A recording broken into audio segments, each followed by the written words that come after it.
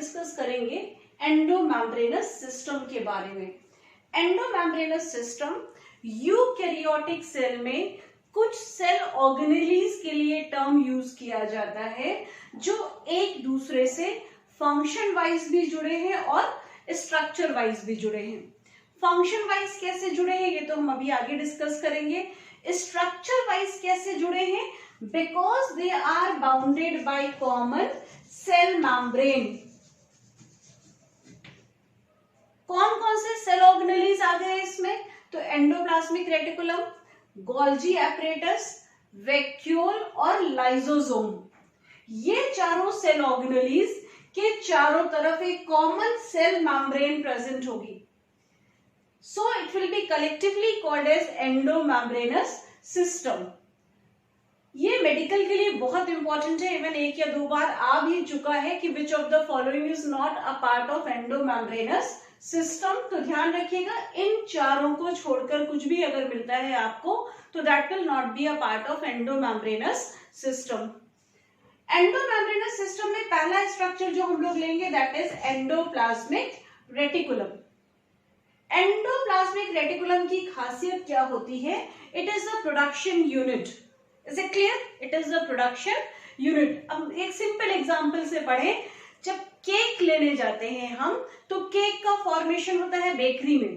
Bakery में कई सारे केक एक साथ प्रिपेयर करे जाते हैं, तो that will be like endoplasmic reticulum.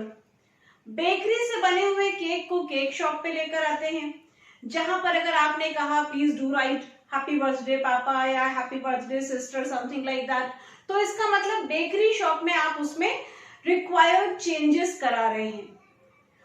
That will be called as Golgi apparatus. So that particular shop will be like Golgi apparatus, जहाँ एक काम क्या हो रहा है? required changes हो रहे हैं। इस required changes को बायोलॉजिकल टर्म में यहाँ पर हम क्या बोलेंगे? Processing.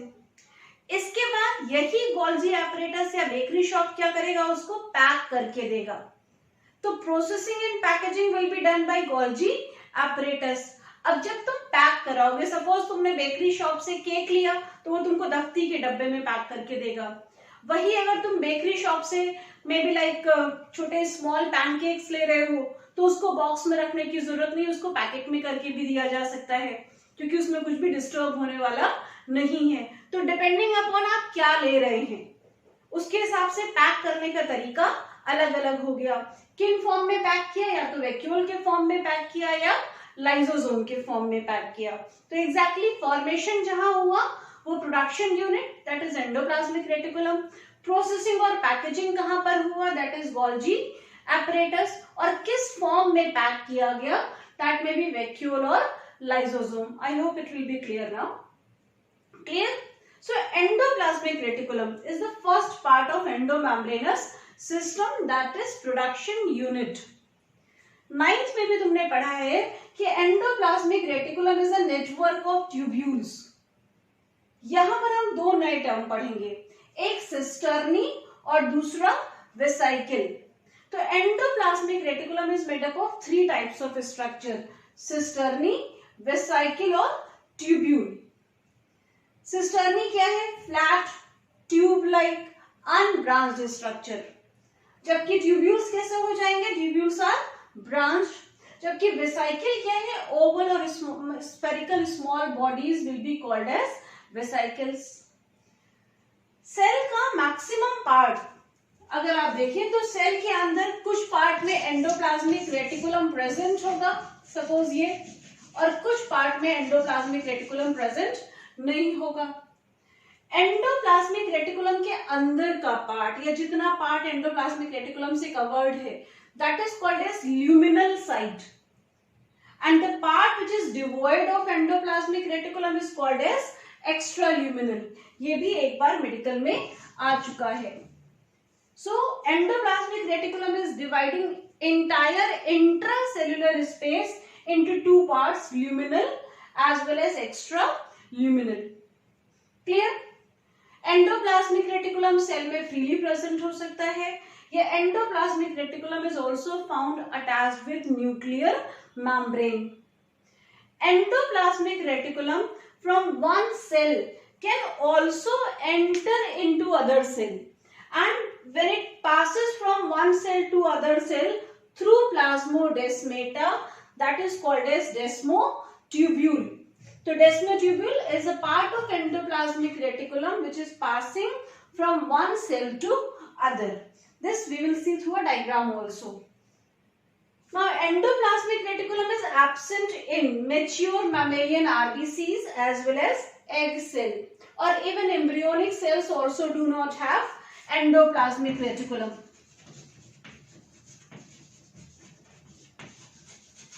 So first thing which we discussed is endomembranous system.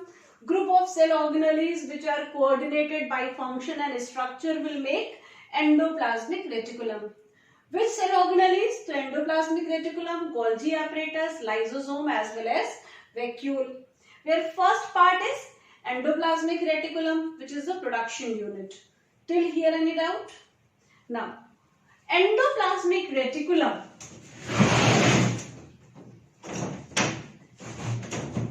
is of two types: smooth endoplasmic reticulum and rough endoplasmic reticulum. Smooth endoplasmic reticulum is without ribosome, जबकि rough endoplasmic reticulum is with ribosome. Smooth endoplasmic reticulum is mainly involved in lipid synthesis. Now, since it is involved in lipid synthesis, so it will be present in those cells where lipid formation or lipid metabolism is taking place. That may involve adipose tissue, that may involve adrenal cortex, or that may involve even those cells where glycogen is stored in liver cells. While RER is having ribosome.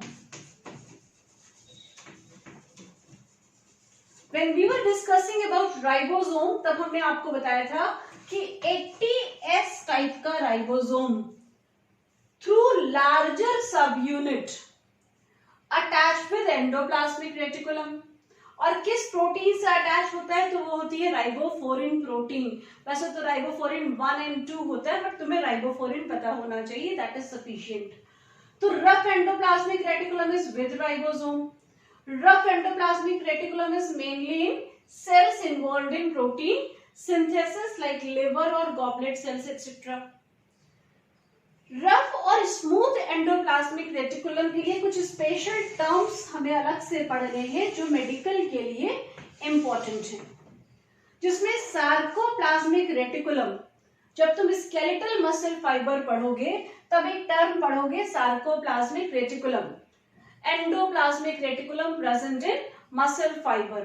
कौन सा endoplasmic reticulum? So it is smooth endoplasmic reticulum. Function क्या है? Storage of calcium ion.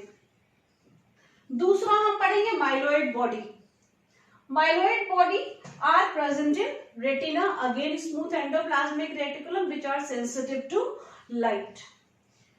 Other functions में smooth endoplasmic reticulum का एक और important, very important function हो गया जो स्टेरॉइड हार्मोन्स होते हैं.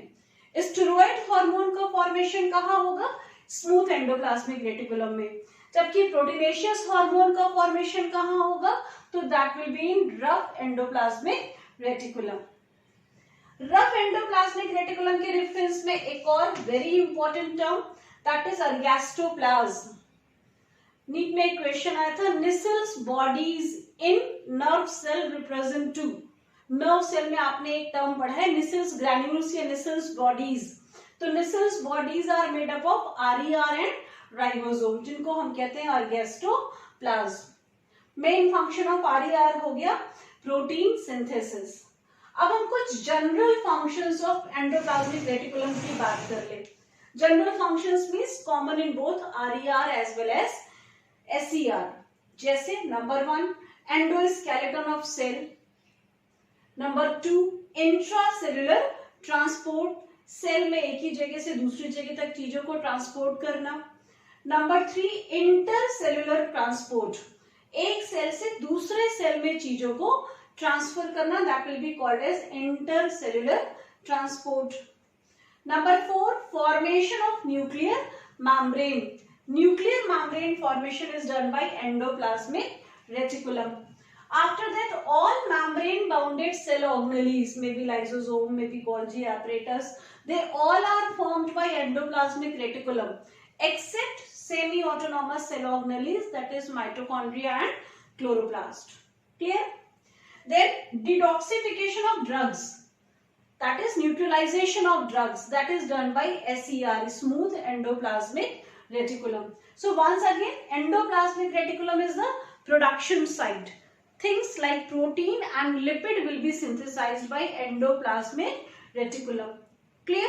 Now next topic is Golgi apparatus, that we will discuss in next video.